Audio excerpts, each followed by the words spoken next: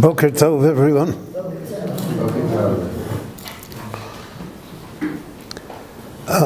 Throughout the Chumash Breshit, and we could expand it throughout Tanakh, the Torah always sets up for us comparisons between individuals. So we are going to see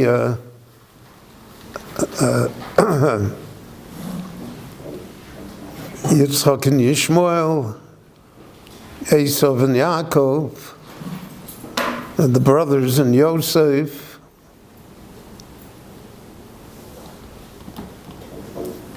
The Torah sets it up for us in such a way that we understand individuals by comparing them to other individuals.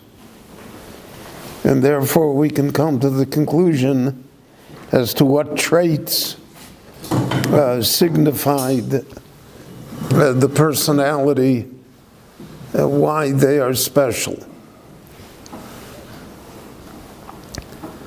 So in this week's Parsha, we already have the comparison of Avram and Noach. And both of them are, so usually we think of comparing righteous people, tzaddikim, with people who are not righteous. So like Yaakov and Esav is an easy dichotomy to figure out. And Yishmael and Yitzchak. But it's more difficult when both sides are righteous, and yet somehow there are great differences between them, which is going to be the case with Yosef and the brothers, and it's the case here between Noach and Abraham. Because the Torah describes Noach as ish tzaddik, Tomi moya bedoroto, v'eso Elohim isalech Noach. Noach is a great person. All of us are descended from him. He's the one that salvaged the world. And yet we don't count ourselves as children of Noach. We say B'nai Noach refers to the non-Jewish world. We're B'nai Avraham. So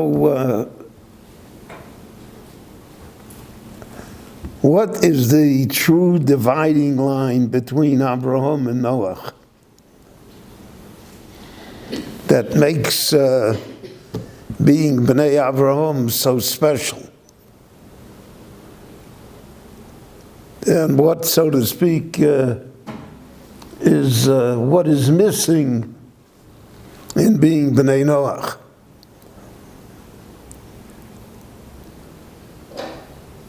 So the Meforshim deal with this. Rashi alludes to it.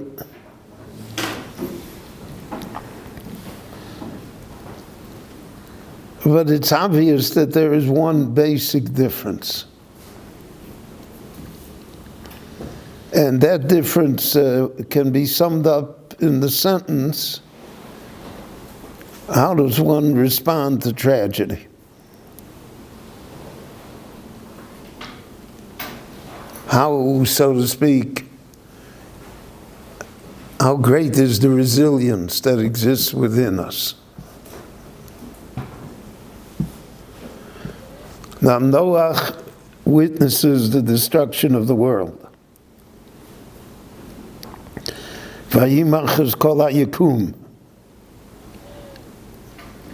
However we understand it, Noach's world is destroyed.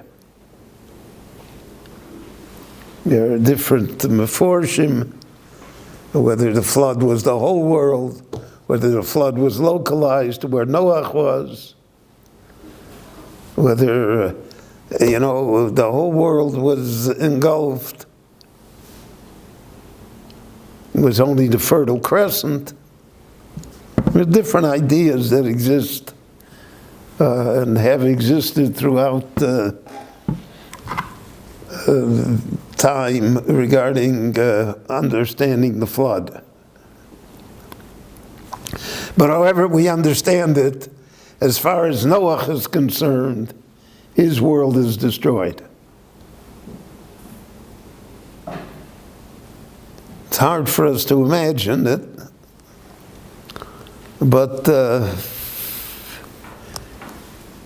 when the civilization is destroyed, when the values are destroyed, when the way of life is destroyed, when the economy is destroyed, so that's a major, major tragedy. That's not something that is easily brushed off. So how do we respond to it? What is the response? So in effect, the story of the book of Eov, where Eov's personal world is destroyed, that's the microcosm of this week's Parsha, which is the macrocosm. The whole world is destroyed.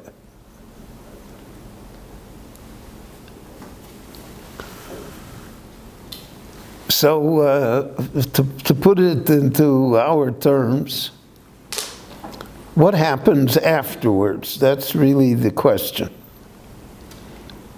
After the flood is over, then what happens? So it says, Vayochel Noach Isho Adomo. So Rashi says, Vayochel Nase Chulin. Noach lost the aura of righteousness. Noach is crushed by what happened.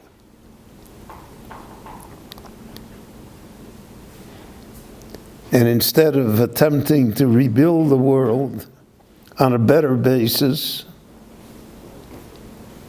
he himself comes to a situation of drunkenness and of illicit behavior. I guess that in the modern parlance we would say that he had a post-trauma syndrome.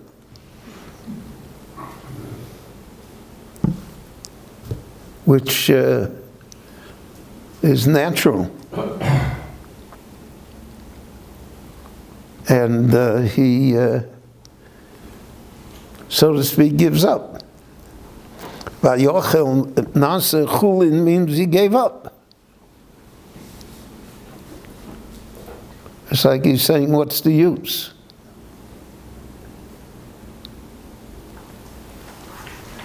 And already he knows that he has a son Chum and a grandson Canaan that are evil. So, why bother? The Lord came and destroyed the world, it'll destroy it again.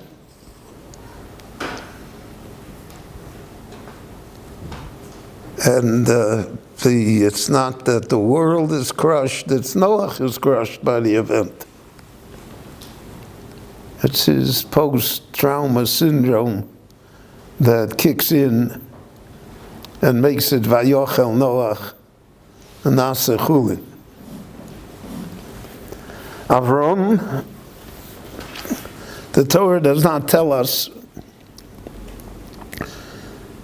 in detail what happened to him in Ur Kasdim.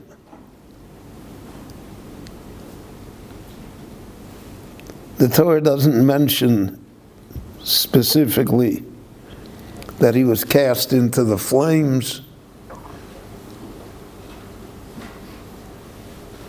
that Nimrod wanted to destroy him. The Torah does not describe for us his sufferings on behalf of monotheism and on behalf of being the exception to the society that he lived in.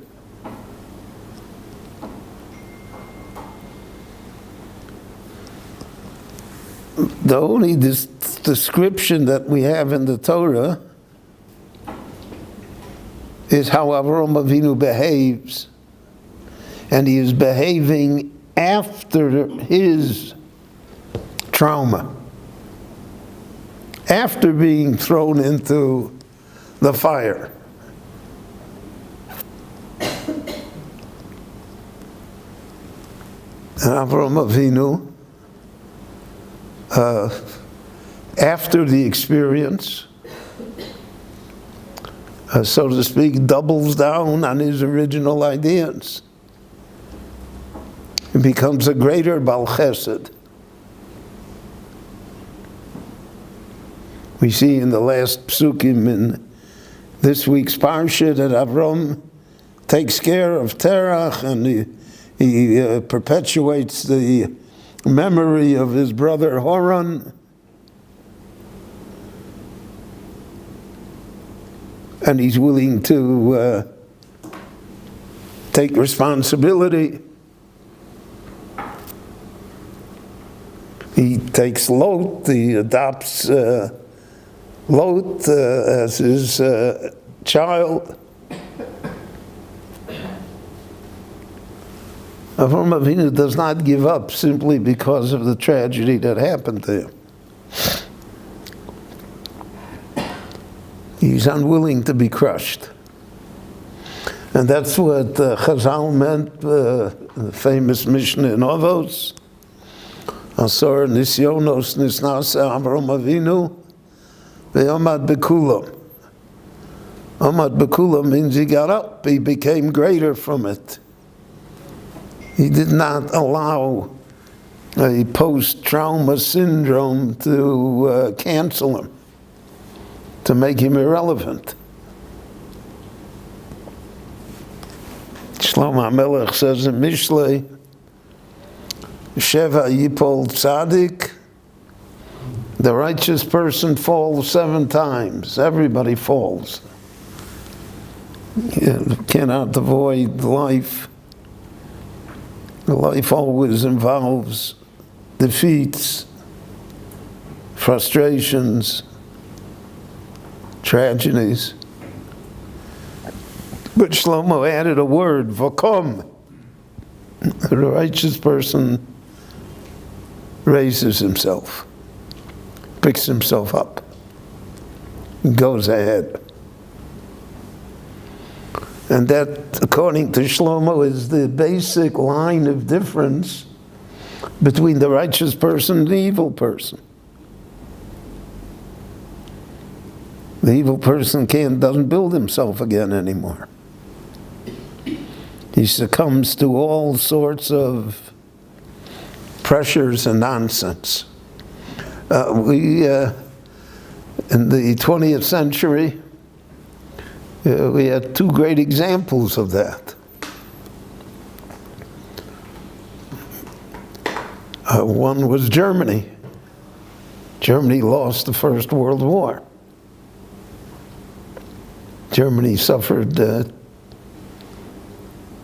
over 6 million dead soldiers, the destruction of its economy, the loss of territory, the loss of world prestige and its empire. And its reaction was Hitler. They gave up on everything that was before. Before the First World War, Germany was the most enlightened country in Europe.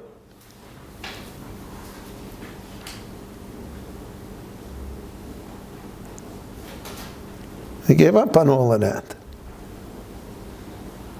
Their trauma was so great that they turned their back even on themselves. The Jews naturally became the scapegoat.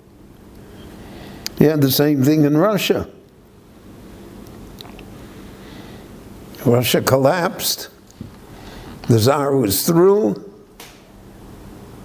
So the Bolsheviks took over. And again, it's the same idea.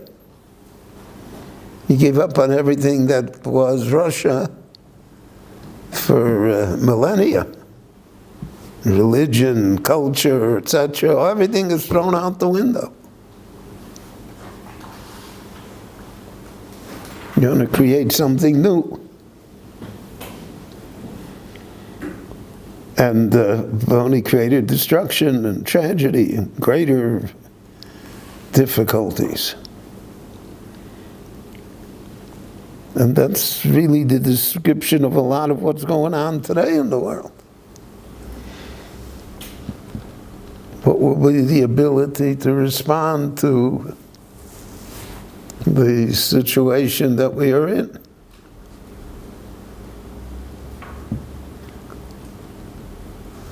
And especially in the Jewish world. Jewish people were destroyed in the 20th century. So if the Jewish people would have followed the example of Noah, and many Jews did, and still do, Vayitakerem, they look for now, their purpose is to have a good time. And forget all the ideals.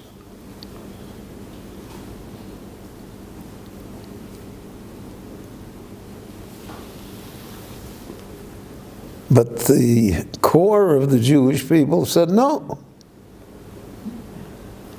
The core of the Jewish people said, we will rebuild ourselves.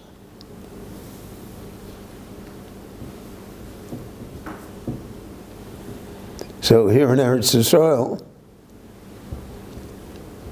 people undertook an adventure against all odds. They're going to build a Jewish state.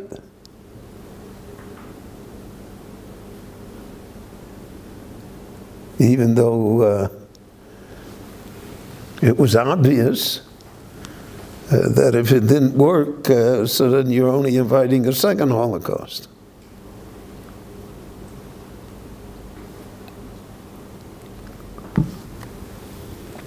And the same thing was regarding building Torah. Torah community was destroyed. And few people came to rebuild it, no matter what.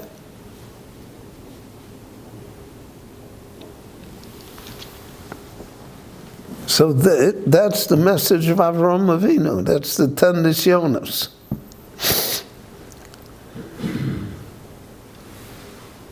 To be able to rise from the trauma that occurred to us.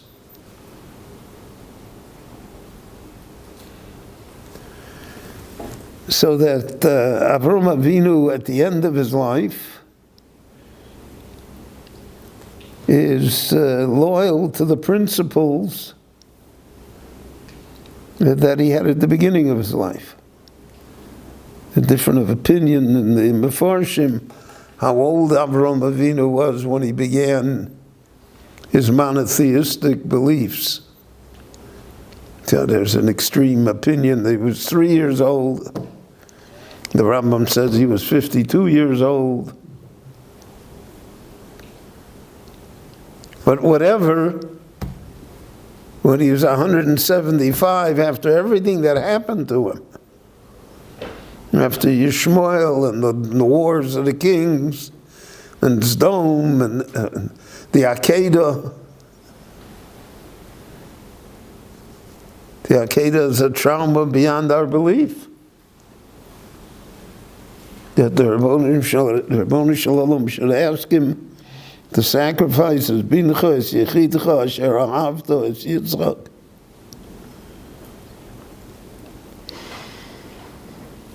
But Avraham Avinu is to the end Avraham Avinu.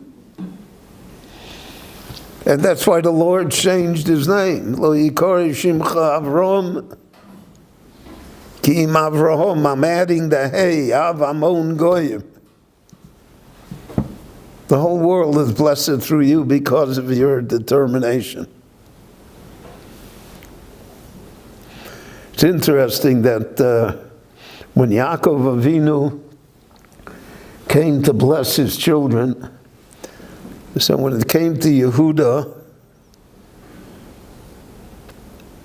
so he bestowed upon Yehuda Malchus, the blessing of being the royal family of the Jewish people, king. And he explained it. He said, Miteref b'ni Olisa. You were able to rise from the destruction of trying to sell Yosef. Now, the sale of Yosef was traumatic. The brothers never came back to themselves. It haunts them always. They will admit it to themselves later when Yosef has them cornered. Now, the reason is because we did it, right?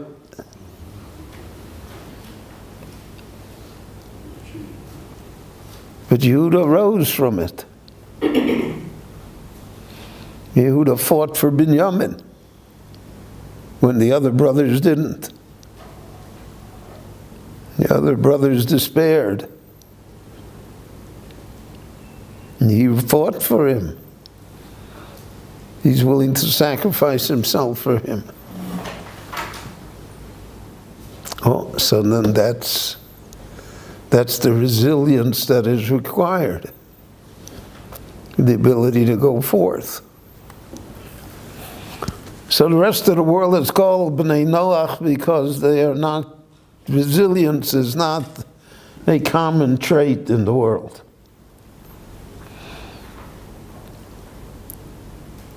Empires never come back again. I always said the British will never have Hong Kong again. I don't know if they'll even have England again.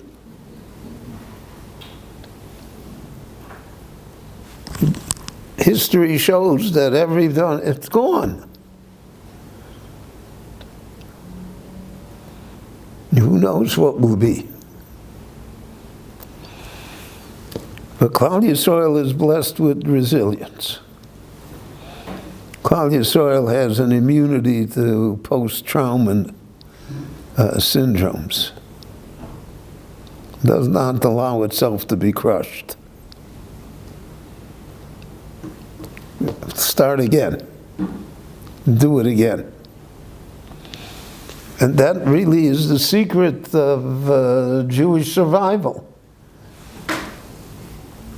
Throughout Jewish history, I mean, the traumas are so numerous that we always live in a traumatic situation. It's continuous. Every so often we have a break of a while. But basically it's always that way. And yet the Jewish people always rise. They have the strength and resilience to continue. To be the influence that they are in the world. And to build the Jewish world. It's one of the most remarkable things of our time. I mean, that we are all participants in it. There's the rebuilding of the Jewish people after its destruction.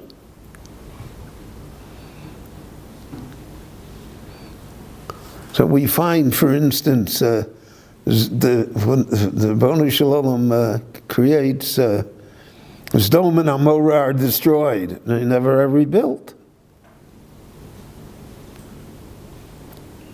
Yericho, when Yoshua conquers it, he says it'll never be rebuilt, and never has been rebuilt.